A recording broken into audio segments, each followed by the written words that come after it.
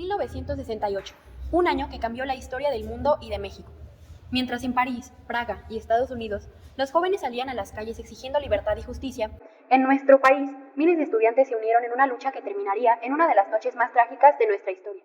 Lo que comenzó como una protesta por la represión policial se convirtió en un movimiento que desafió al poder y exigió democracia. Pero el 2 de octubre, la esperanza se tiñó de sangre en la Plaza de las Tres Culturas. ¿Qué llevó a este enfrentamiento? ¿Cuáles fueron sus consecuencias? Hoy te contamos la historia del movimiento estudiantil. El movimiento estudiantil de 1968 no surgió de manera espontánea, sino como resultado de una serie de condiciones políticas, económicas y sociales que habían generado descontento en diversos sectores de la sociedad mexicana. Desde la década de 1940, México estaba gobernado por el Partido Revolucionario Institucional, que mantenía un régimen hegemónico con control absoluto sobre la política. Aunque el país experimentó estabilidad y crecimiento económico, el PRI sofocaba cualquier intento de oposición política mediante la censura, el encarcelamiento y la represión. Bajo la presidencia de Gustavo Díaz Ordaz, el autoritarismo se intensificó. El Estado usaba fuerzas policiales como el Cuerpo de Granaderos para reprimir manifestaciones y protestas, lo que provocaba el descontento de estudiantes y sectores progresistas. Los estudiantes, que representaban una nueva generación con ideales democráticos e influencias de movimientos internacionales, comenzaron a exigir mayor participación política y libertad de expresión. Por otra parte, la riqueza estaba concentrada en pocas manos. Universidades estaban saturadas y con pocos recursos. Había falta de oportunidades laborales para los egresados y las instituciones educativas eran controladas por el Estado sin autonomía real. De igual manera, este movimiento tomó inspiración en las diversas manifestaciones que se estaban gestando alrededor del mundo. Ejemplo de ello son las protestas de estudiantes obreros en París, los movimientos liderados por los derechos civiles en Estados Unidos y las manifestaciones contra la guerra de Vietnam. Otro antecedente crucial para comprender los orígenes de este movimiento es la represión a protestas estudiantiles previas, ya que desde principios de los años 60, los estudiantes habían realizado protestas contra la represión y la falta de derechos. Estos antecedentes hicieron que la comunidad estudiantil estuviera cada vez más organizada y dispuesta a enfrentarse al gobierno. Julio de 1968, 22 de julio. Una pelea entre estudiantes marcó el inicio del movimiento estudiantil. En las inmediaciones de la Ciudadela en Ciudad de México se produjo un enfrentamiento entre estudiantes de dos instituciones, la Vocacional 2 del Instituto Politécnico Nacional y la Preparatoria Isaac Ochoa-Terena, incorporada a la UNAM. La pelea en un principio era un conflicto estudiantil menor entre grupos de ambas escuelas. Sin embargo, la policía y el cuerpo de granaderos intervinieron. Con una violencia desproporcionada, los granaderos golpearon brutalmente a los estudiantes y realizaron detenciones arbitrarias. En lugar de calmar la situación, la represión generó mayor indignación. La brutalidad de las fuerzas del orden fue denunciada por estudiantes y profesores, quienes comenzaron a organizarse. La agresión policial entendió la indignación de las universidades, especialmente en la UNAM y el IPN. 26 de julio. Este día, diversos grupos de estudiantes organizaron una marcha en la Ciudad de México para conmemorar el 15 aniversario del asalto del cuartel Moncada en Cuba, un evento crucial en la Revolución Cubana de Fidel Castro. Sin embargo, la protesta también sirvió para expresar el descontento por la represión policial ocurrida el 22 de julio, cuando los granaderos atacaron brutalmente a estudiantes de la UNAM y el IPN de la Ciudadela. Cuando la marcha avanzaba por el centro de la ciudad, fue reprimida con violencia por la policía y los cuerpos de granaderos. Se registraron golpizas, detenciones arbitrarias y disparos contra los manifestantes. La represión hizo que más estudiantes se sumaran al descontento y exigieran justicia. La represión convenció a más jóvenes de que el gobierno era autoritario y debía ser desafiado. La rivalidad entre estudiantes de la UNAM y el IPN apaciguó, uniéndose ambas instituciones en la lucha contra la represión. 30 de julio. El gobierno mexicano intensificó la represión contra los estudiantes al ordenar un ataque con bazucazo contra la Preparatoria 1 de la UNAM, ubicada en el centro de la Ciudad de México. 1 de agosto. El 1 de agosto de 1968, el rector de la UNAM, Javier Barros Sierra, encabezó una marcha de protesta contra la represión gubernamental y la ocupación militar de las escuelas. Ese día, Barros Sierra izó la bandera a media asta de la explanada de Ciudad Universitaria, como señal de luto por la violencia ejercida contra los estudiantes.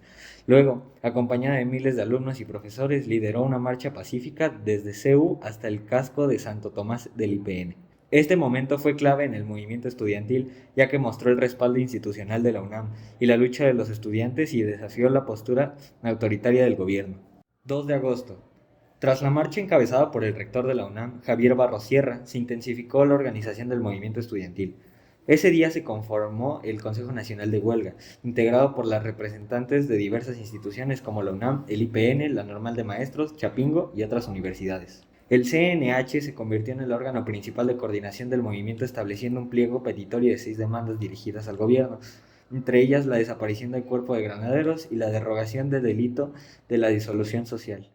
5 de agosto. El 5 de agosto de 1968, el Consejo Nacional de Huelga publicó oficialmente su pliego petitorio con 6 demandas dirigidas al gobierno de Gustavo Díaz Ordaz: desaparición del cuerpo de granaderos, derogación del delito de disolución social, indemnización a las familias de los heridos y muertos por la represión, deslinde de responsabilidades de los funcionarios culpables de la represión, libertad para los presos políticos y diálogo público entre estudiantes y autoridades. 13 de agosto. Se llevó a cabo una gran marcha estudiantil en la Ciudad de México, convocada por el Consejo Nacional de Huelga. Miles de estudiantes, profesores y simpatizantes marcharon desde el Museo Nacional de Antropología hasta el Zócalo capitalino. La protesta fue pacífica y marcó un momento clave en el momento estudiantil de 1968, ya que mostró la fuerza y organización del movimiento, así como el creciente apoyo social a sus demandas. El gobierno de Gustavo Díaz Ordaz no respondió a las exigencias del pliego petitorio, lo que llevó a nuevas manifestaciones y una mayor tensión entre estudiantes y autoridades.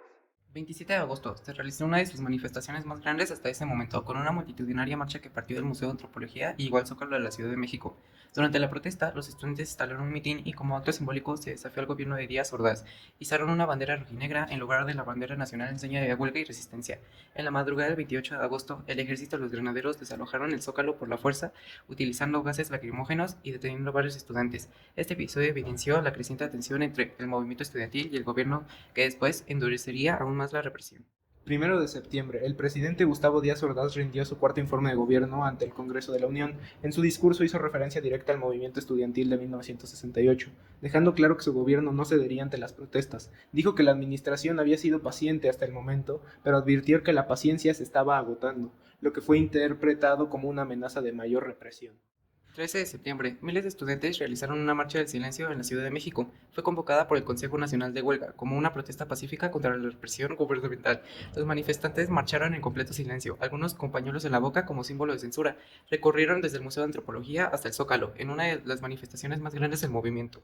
18 de septiembre, el gobierno de Gustavo Díaz Ordaz comenzó a intensificar la represión contra los estudiantes. En este día, el ejército mexicano ocupó las instalaciones de la Universidad Nacional Autónoma de México, específicamente en Ciudad Universitaria, con el objetivo de sofocar las protestas estudiantiles. El ejército rodeó la UNAM en un acto de intimidación y control para impedir nuevas manifestaciones estudiantiles. Esta acción mostró el nivel de militarización que el gobierno estaba dispuesto a aplicar en su lucha contra el movimiento estudiantil. El gobierno utilizó las Fuerzas Armadas y los granaderos para tomar las instalaciones de la universidad y para arrestar a varios líderes estudiantiles.